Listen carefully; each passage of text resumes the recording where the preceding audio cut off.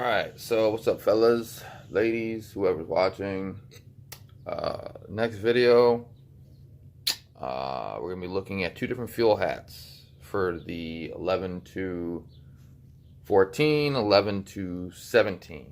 Depending on who you get them from, one company works for both, one really only works for 11 to 14. We're going to be looking at On3,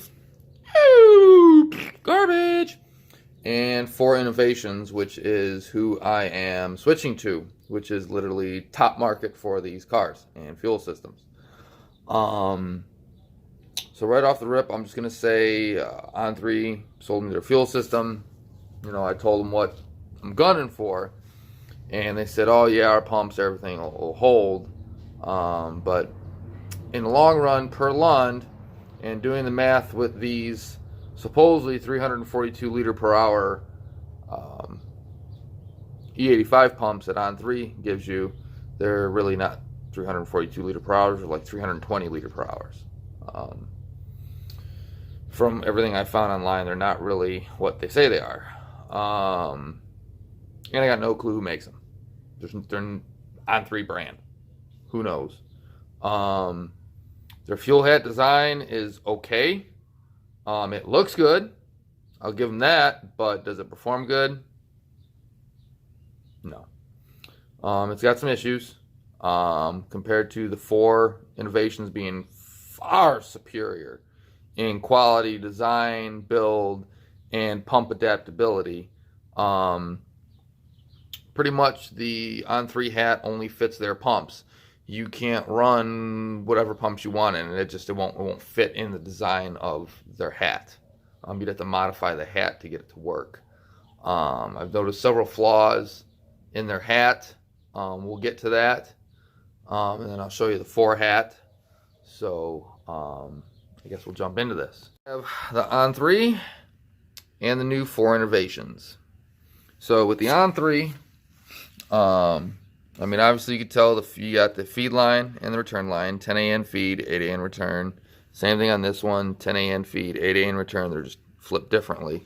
And then you have the wiring harness is actually on opposite sides of the hats, which this one actually works a lot better than this design.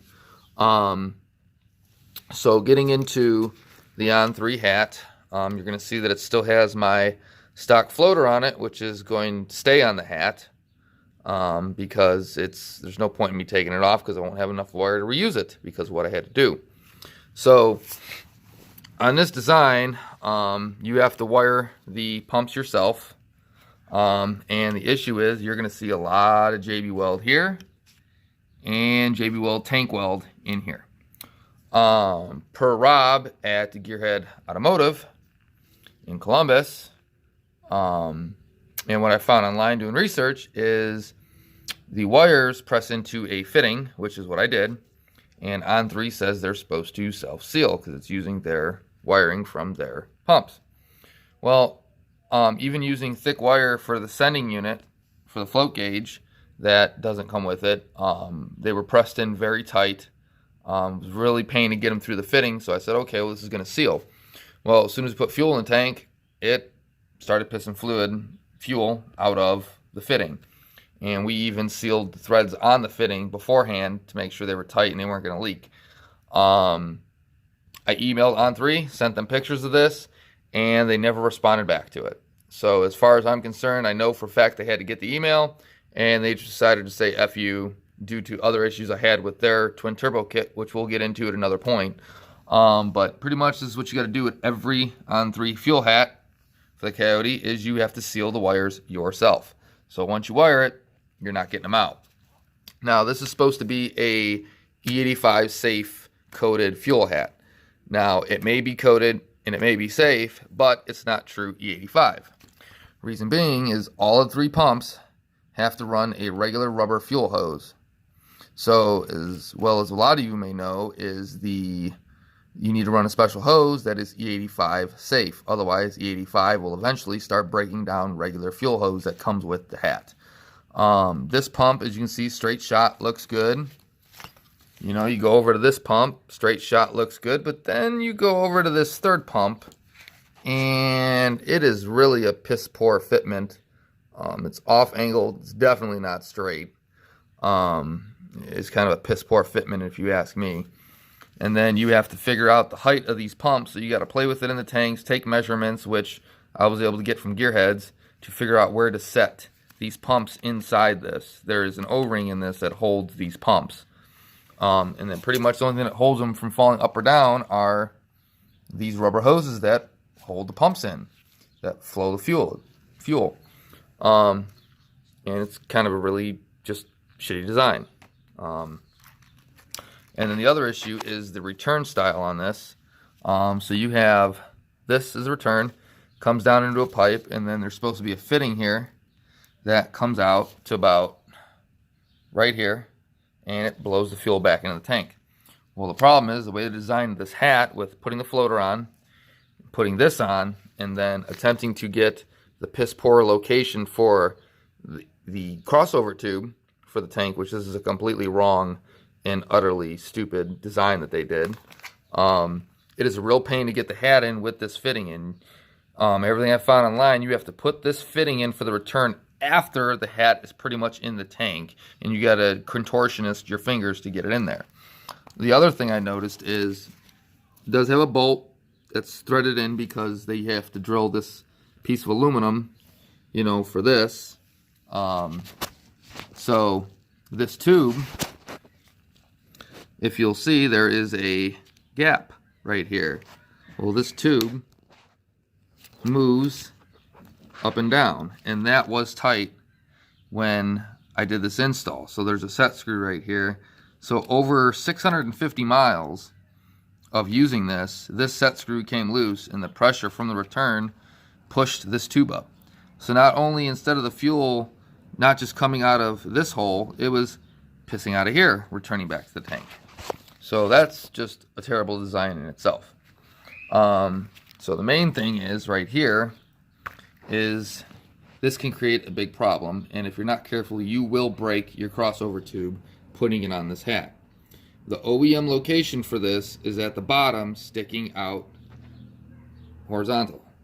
All right, this is vertical, the stock one's horizontal. So you're basically twisting the tube, as I'll show you real quick here. We'll come into the tank, which is freshly cleaned out and ready for, let's see here, E85. So here's the tube, okay? So the stock location plugs into the sending unit, factory unit like this. So the On3 one, you have a little bit of a play, but this is its normal, you know, location. When you let go of it, that's how it wants to sit. So On3's is you have to twist it up like this, and then pretty much put a 90-degree bend. You're pretty much forcing this tube in a direction it doesn't want to go to plug it into the fuel hat. Whereas now the Fore Innovations hat is going to plug it in. Instead of being at the bottom, it's going to plug in at the top, and it's going to be right here. So it's going to be within a nice stock location, no extra stress on this, and very easy to get on and get off the fuel hat. And yeah, I fully cleaned out this tank. I mean, it's 100% spotless because it's ready for E85. We dried out everything. Got all the wires ran, pumps 1, 2, and 3. So in my opinion, this hat is trash. It's a trash design. It's not really meant for E85. The wiring harness is just trash. And I mean, I wouldn't, if it was around, I think roughly like $400 to $500 with all the options, all 3 pumps and the harness relays. Honestly, guys, I'd save up the money and just get one of these. Just get a Fore hat, be done with it. You'll get the warranty from Fore, the reliability, the customer service, and it comes pre-assembled. And I literally mean, it is 100% pre-assembled. You just pull it out of the box and you can drop the full in. You hook up your sending unit, which I had to buy a new one from Ford. So let's get into this one now. So with this hat, you can see it's got low pro. See if it'll clean up. There we go. You got feed and return. It's actually fully marked. And this one even says it's for S197C and S550. So you can use this up to 2017 as far as I know. And this has triple 450 liter per hour E85 safe 274 Marlboro TI pumps. And they come with their own custom harness to unplug them, wire them up, and there you go. You can see the crossover tube location in a way, way, way better location. As you can see, this is how they sit in the tank. There's the fours, there's the On3s. Huge difference in location and, you know, put in there.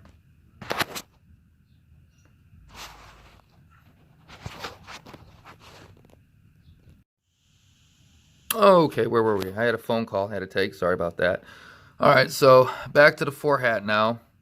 It comes pre-wired for all 3 pumps and your fuel sending unit, which I'm going to actually take these tabs off, and I'm actually going to put disconnects on all of these and solder the connections, so that way if I have to, I can just plug them to pull the unit out instead of having to recut wires. So I'm going to use some real good connections and insulations on them. Let's flip this down here. So you can see the setup for the hat. It's got a nice retention. It's I think it's considered poly something. I can't think of the actual physical name, but it's like a plastic, which is a retainer for the pumps to stop that, you know, static in the tank. And then that is your return right there. Comes down, straight down this tube and out the bottom right there. Everything was already pre-tight. I checked everything. It was spot on. The other good thing that makes this a true E85 fuel hat is the way the pumps go in. They are physically, there is a fitting right here. All right. And then there's an O-ring, kind of like a compression fitting looking thing. And it actually threads onto here, and then these pumps screw in. So they're sealed with Viton O-rings. So there's no chance for leakage, no chance for corroding hoses or any of that. It's directly fed directly into the hat itself. And with that type of setup, when you think about it, there is a lot more room. Let me clear this up. A lot more room, flexibility. The new also the float gauge goes on right here.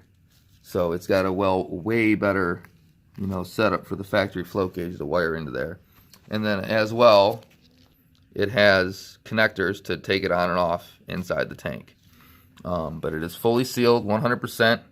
So it is guaranteed. They guarantee it not to leak. So as long as your fuel tank O-ring cover is good and your ring is good, which on another side note, with Ford, you take this ring off, but they really didn't design the big ass hole in the floorboard to fit this ring to come out the top. Why? I don't know. A lot of the things I read, you got to pry the trunk a little bit. So I had to pry the opening a little bit to actually physically get these rings out. And these rings are in fairly tight. As you can see, there is some scarring on this from beating it on and off several times, messing with the On3 hat when it was leaking. But I was able to get another 3 of these for super cheap from Rock Auto. So I got definite spare ones in case I ever need them. So I would suggest probably picking these up. There is a special tool Ford makes, which you can see the cutouts, the little cutouts around the outside edge. That is actually for like a fork tool that goes in there and twists it on and twists it off. But I just use a screwdriver and a hammer. And you got to hit it kind of hard. You may think you're going to break something, but you're not. But that's pretty much how this gets off. It really presses down on this O-ring and seals it. And as long as this O-ring's not damaged, you can reuse this O-ring, and you can also order these off of Rock Auto or get them from your Ford dealer. That's, you know, up to you on however you want to do that. But I got to give a shout out to my dude Scott, because he was able to get me the only replacement one of these, because this is a separate part, but it comes assembled on the factory sending unit, but you can order this separately. He spent a whole day searching for it, and he found one in Texas, which was the only one he could find in the entire country that was in stock. And he was able to snatch it for me. Otherwise, I would have had to order one, because they would have been on back order for Ford. And you know how that goes with Ford. You never know whenever. You might never get the part. So my dude really hooked it up, did his research, and found this. So if you're in the Cleveland area, hit up Liberty Ford, Maple Heights, parts department, ask for Scott Acevedo, and, tell him, Bullet sent you, and he'll take care of you. He'll get you hooked up on the parts you need from Ford, and he'll do his best to find you everything he needs. But pretty much that concludes this. I would say the only thing I could say is the wire quality is just superior to the wiring that comes with the On3 pumps. Like, this wiring is just crazy superior. The design, everything is just, this is the Picasso of fuel hats right here. Pretty much this hat can support 1800 plus horsepower per 4 innovations, so I will never run out of fuel no matter what I do with this hat. We'll get into another video with the other fuel system stuff, and we'll talk about some other issues I've had with On3. Wouldn't suggest them at all, period. See you guys later. Here, so we got all the wires set up here. I got shrink wrap on all of them. All the connections got solder in them. I got shrink wrap on them. Make sure you get a good connection on these. These are obviously all the pumps, so they're all going to have the same terminal connectors. I got tape on these to designate 1 pump, 2 pump, 3 pump, and then this is for the fuel level sender. And it does not matter which wire goes on which side. All it does is complete a circuit, and it's got a variable reading off of the sending unit itself. So the variable reading, voltage, ohms, whatever, however it reads, tells the car where the gauge is at. But this is also it with the sending unit on. So this is the new sending unit from Ford. My buddy was able to hook up. So we're all good there. You can see there's the old one. There's the new one. Sits perfect. The other thing I wanted to mention that I think I mentioned part of it earlier, in the video, but I didn't, is this hat, if a pump takes a shit, you literally got to try to unplug it and replace it, and it's a giant pain in the dick to get that unplugged and change out the pumps. A little bit of a pain in the butt. Whereas this one, you get new pumps, comes with a new connector on it that plugs directly into the pump, so you just swap it out, and you got right to this, and you're all said and done. You ain't got to mess with none of the garbage, trying to run wires, extra wires. It's plug and play. So it's real easy to change out these pumps on this. Plus, you have access to the pumps itself instead of, having to try to squeeze them in and out of there and set the level where these are, at a permanent, level. But that's pretty much it. It's fully assembled. I got all my connecting terminals. Just got to heat shrink these. Just wanted to add that. And to correct it, this bottom piece is a polymer plastic, and it's used to help stop electrolysis in the pumps and quiet down the pump noise itself through the system. And then also it has, so you got the 3 siphons that are backed up together on that. But that's the hat fully assembled. Here's